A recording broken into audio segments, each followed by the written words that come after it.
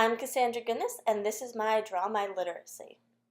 Literacy means a lot of different things, and honestly, when I think back, it's not really positive.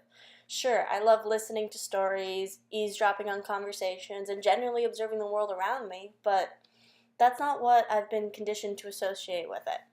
When I think of literacy, I think back to when I was in first grade, finally being moved to an upper level reading group and not being able to make out a single word on the paper.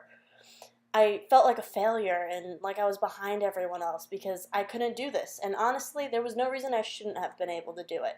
It was just reading a children's book. I remember how in fifth grade my English teacher looked down on me because I was terrible at spelling. So much so, in fact, while handing back a test, she told me it was so bad it was insulting to her. The look on her face afterwards is an image embedded in my head. Though it may have pushed me to do better at the time, it wasn't in a positive way. It was completely out of spite. However, that's not all there is to literacy. You have my 8th grade English teacher who agreed that my spelling was crap, but that wasn't the only aspect of an English class. And she was so adamant about that not being a defining trait of mine, especially in my English career, that she refused to put me in a regular English class, but rather an honors one my freshman year of high school. Something, honestly, even thinking now, I could never imagine me doing. Then you have when I was in my freshman year of high school and my teacher thought I was dyslexic. Something, if I'm being totally honest, my family had suspected for years because of how I had learned to cope with the challenges I had always faced from seemingly being behind in English classes.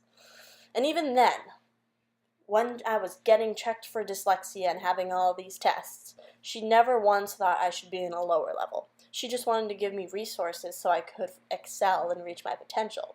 It was actually my guidance counselor who overlooked me. The irony in that. My point here is, yes, I don't have the best relationship with literacy. And yes, it has defined my life in too many ways to get into.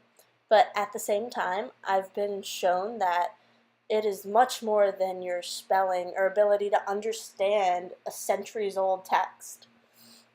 It's even about those simple interactions that I've always loved in my life. Arguing with my boyfriend, the New Yorker, and me, the Bostonian, over how you pronounce coffee. Is that fountain you drink from in schools called a bubbler or a water fountain? It's all my diabetic babble about hypoglycemia, hyperglycemia, A1C, and diabetic ketone acidosis. Say that 3 times fast.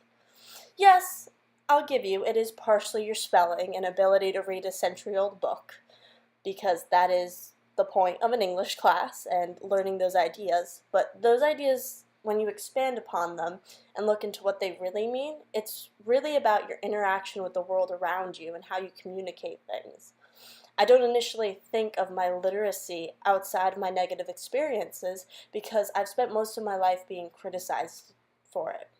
But having realized what it really is, I gotta say, it's truly beautiful and I have a new love for it.